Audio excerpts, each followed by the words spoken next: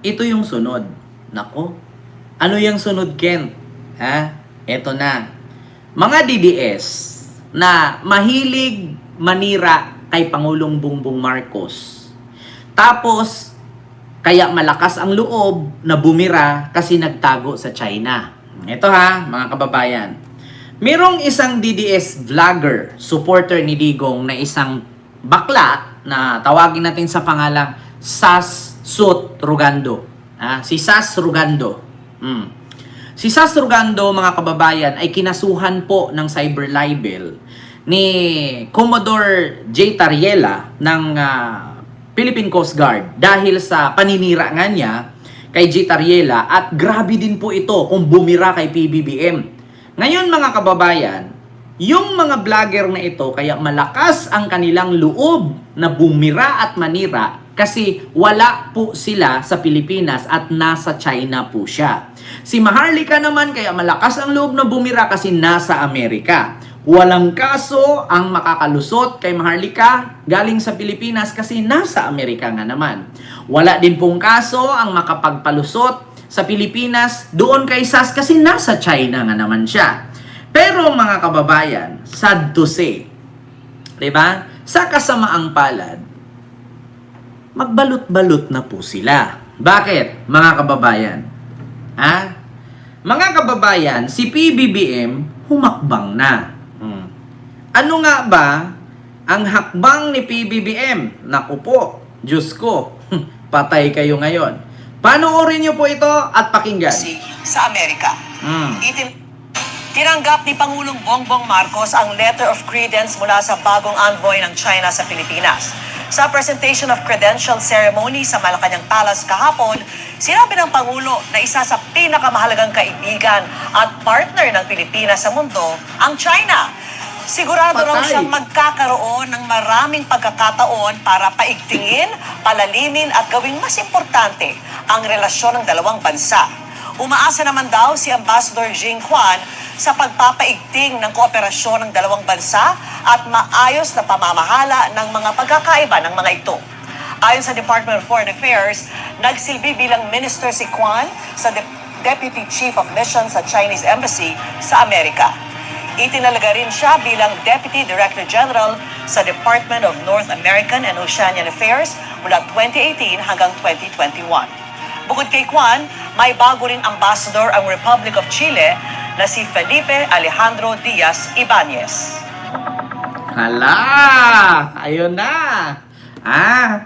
Sige, mga DDS. Bira kayo ng bira kay Marcos. Tapos pag nakasuhan kayo, takbo kayo sa China. Eto na, mga kababayan. China, nakipag-ayos na sa Pilipinas. Patay kayo. Goodbye, Digong. Welcome, PBBM. Naku po, mga kababayan. Mga kababayan, ang presidente talaga, kapag hindi ka tawag dito, hindi ka nagdadalawang isip at gusto mo talaga ng peace, di ba?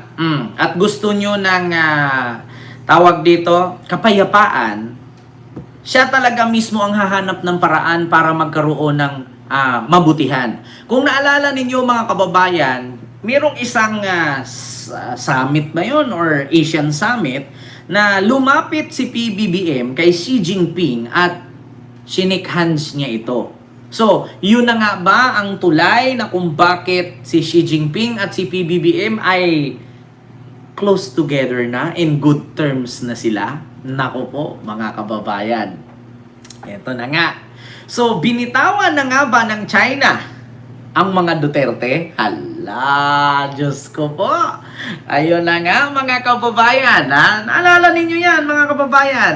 Naalala ninyo? Sa Amerika. Ulitin ko Tinanggap ni Pangulong Bongbong Marcos ang letter of credence mula sa bagong envoy ng China sa Pilipinas.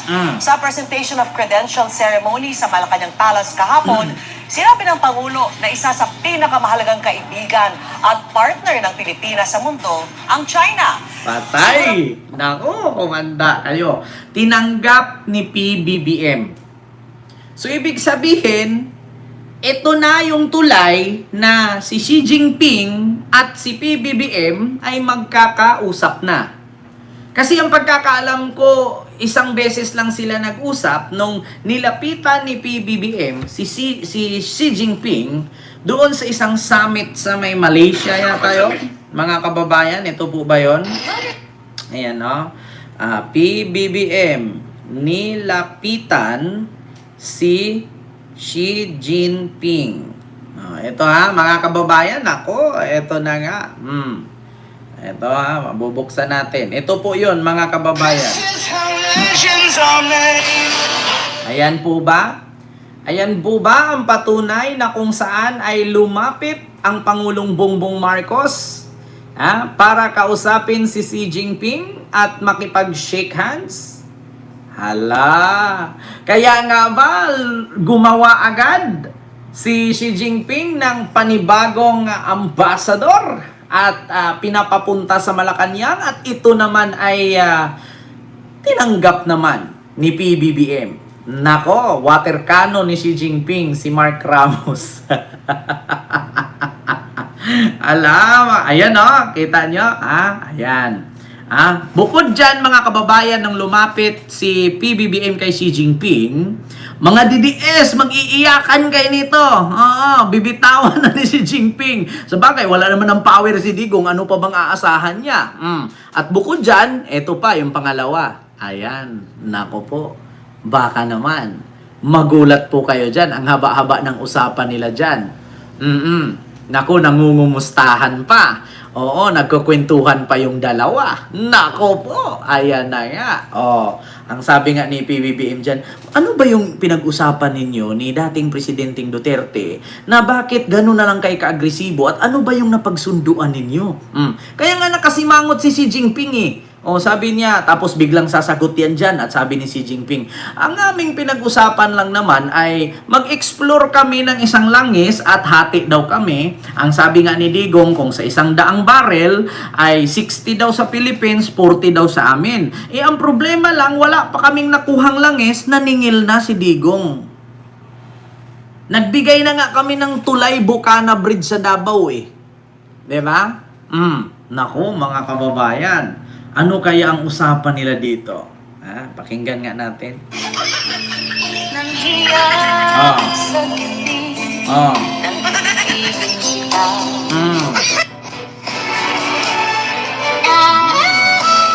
Diba?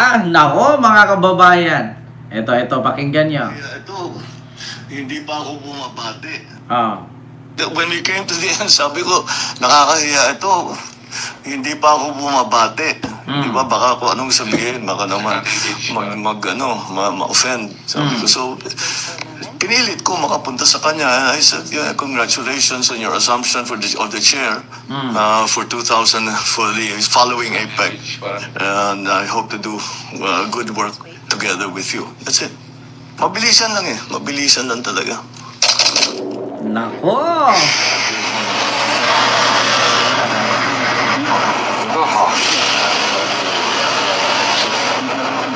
Ayan na.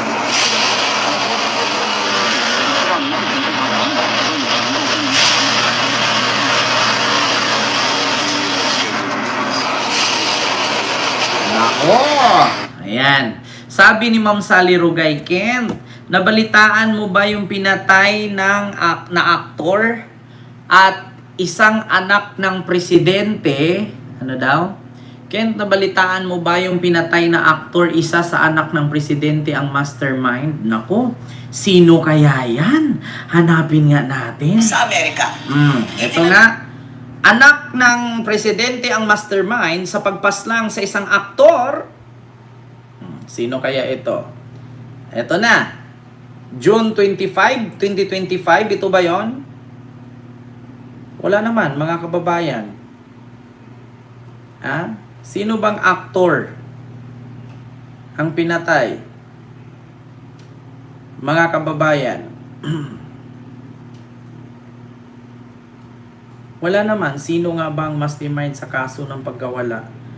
Ano ba yung ma'am? Balita na yan. Wala namang lumabas. Hindi ba? Actor, Yu Minglong. Yu Minglong? Ah, yung actor na si ano. Tumulong lang naman yun siya eh. Tapos, imbis na tumulong siya, siya yung binugbog. Yun ba yun? Iba yun. Si Yu Minlong. Sa movie lang yan. Oo, iba yun, ma'am, Sally Rugay. Iba yun. Yung tumulong. Actually, parang movie ata yun, Netflix. Hindi ko sure. Basta may napanood ako, Korean actor ba yun? So, nagbigay lang naman siya kasi siya ang nakasaksi at nakita niya ang lahat. So, itulong niya sana, pero ang ginawa, binugbog siya. So, parang, wag na kayo tumulong mga kababayan, hayaan nyo na lang kung may mabangga dyan, may mahulog, may mabungi, may nabagsakan ng kahoy, or kung anong mangyari. No? Awareness po ito sa lahat. Kung darating po ang panahon na may mga ganyan, na may mga nadisgrasya, nabunggo, nabundol, ganyan, wag po kayong basta-bastang lumapit. No? Antayin nyo po na may otoridad na pumunta. Kasi bakit? Kapag hinawakan nyo yan, pagdating sa autopsy, kamay ninyo ang nakatatak doon, kayo yung ma-question. Kayo pang mapagbigtangan. 'Di ba? Tumawag po ng pulis. Ayan. Tumawag agad ng pulis. Oo. Lalo na kapag may nagremedyo, 'di ba? Yung nagbimbangan. Naglock. Wag po pong tulungan na hilain. Hayaan mo silang maglock. Ginusto nila yan eh. 'Di ba? Ikaw pa ang mapagbintangan, sabihin sarap na sana, hinila mo pa. 'Di ba? Sa mga ganyang bagay, mga kababayan. 'Di ba? Hayaan niyo na lang. So, yun na. Chinese actor yun, si Yu Minlong. Chinese ba yun? So, yun na, mga kababayan. Klarong-klaro po yan si PBBM at ang China ay in good terms na. Patay kayong mga DDS. Binitawan na nga ba ng China ang mga Duterte? Kasi, pagkakaalam ko, wala namang Duterte na may power at this time. Si Sara may power pero hindi naman ginamit ang power for the Filipino people. Ginamit niya yung power for to destroy our government and to destroy our sitting president, Ferdinand Romualdez Marcos Jr. Di ba? To destroy the sitting president, to destroy our government, and to manipulate the mind of idiot supporters, and that's what we call DDS. 'Di ba? So, yun lang po mga kababayan, yung ating live ngayon So, hindi ko masyadong habaan kasi actually alas 10:18 niya. Ayaw ni Xi Jinping nasa kulungan. Kaya nga, dito sa Hong Kong di pwedeng gawin. Lalo na yung mga na-aksidente, di pwedeng galawin. Kailangan rescuer ang hawak. Yes po, totoo po yan. So, yun lamang. Mga kababayan, sinishare ko lang po sa inyo. Naku po, paano kaya lulusot si Sara niyan? Mga motor na bigay ni Digong. Legit. So, yun lang mga kababayan.